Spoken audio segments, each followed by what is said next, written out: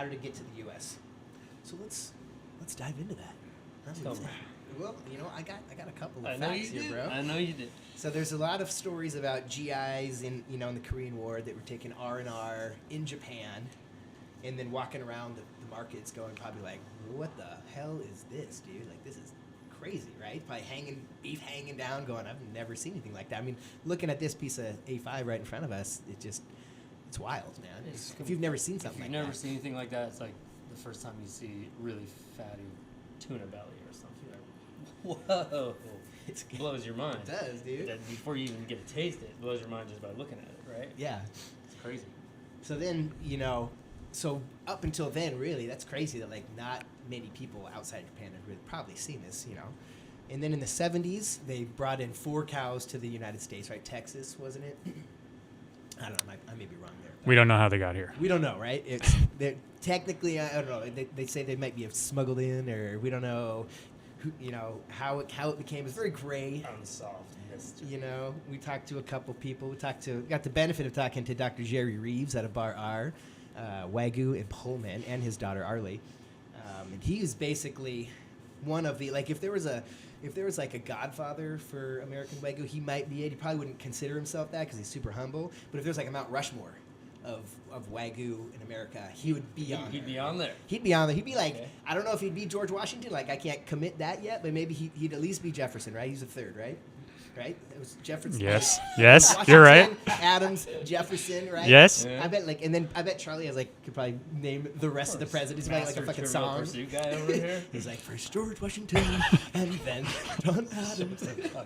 Bro, he got it. He could rock that shit out. You know it. But so talking to these guys, it was awesome, man. We got to set up an interview with these guys, and his daughter Arlie was like, yeah, we can talk first thing in the morning. And I was like, shit, dude, like, you guys are farmers. Like, what is first thing in the morning to you guys, bro? 4 a.m. Yeah. No, but they were gracious enough to talk about 7:30 a.m.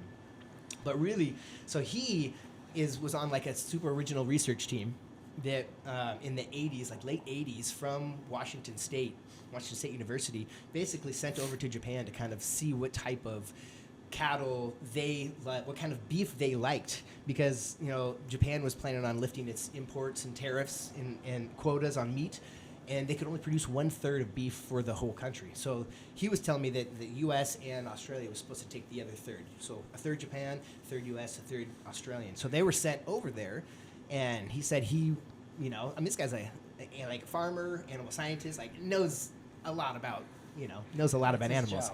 Bro, and he was like, what? I've never seen anything like this. Like, and this was the 80s, right? Like, that's crazy that, like, hardly anybody outside of Japan really knew about this stuff until, like, really the 70s, 80s.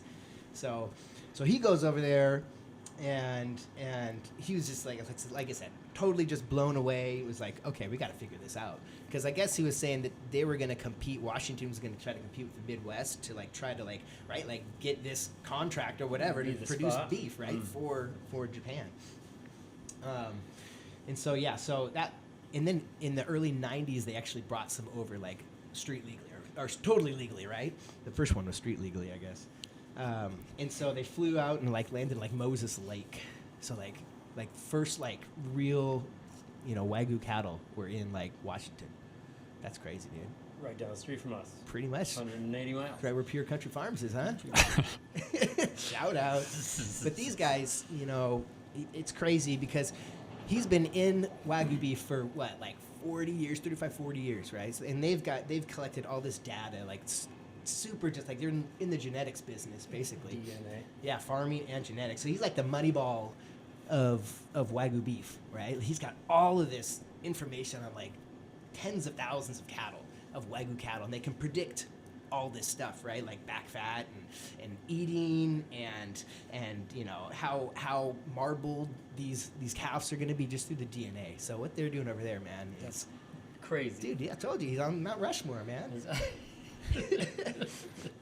Dude, but imagine, like, if, the Seahawks GM, John Snyder, had that info. Like, yeah, that guy in the draft is going to be a stud. I know. Yeah. Like, that's crazy, dude. Like, they know this stuff, man. So it's awesome, man. And so like I said, they're they're really in the genetics and farming, and we have some bar R Wagyu that we're gonna have out this week too, right? Oh, You yeah. guys are gonna cutting Cut up it what? today. Yeah, New York strip. New York New York strip. Ooh, Yeah. ooh. And they do full blood over there, Yeah. and we'll get into all that. I guess I'm jumping the gun, but yeah, it's like a super awesome family-run farm. His wife Heidi runs the whole operation with him too, and she actually traveled to Japan with Dr. Jerry Reeves a couple of times, and is an animal scientist as well. So it was awesome to be able to talk to them. They're going to be great resources for Sure, us, for right? sure. Like moving forward. I'm hitting up his daughter, like, hey, can you answer this question for me? And she's like, boom, just like sending me just like piles of information and videos, and I'm like, dude. Amazing. Like it's cool because like you can't see like I've been looking for Wagyu information for a while, but like I feel like now we got like a little bit of connect on the inside, right? Right. She was sending me stuff from the Colorado State University and like this nice video that they did. And I was like, okay, cool, man. Like this is what we need to know. This is what like the public wants to know. Like this is the stuff that they are trying to push out to the general public to make it Educate, right? yeah, make it less threatening, right?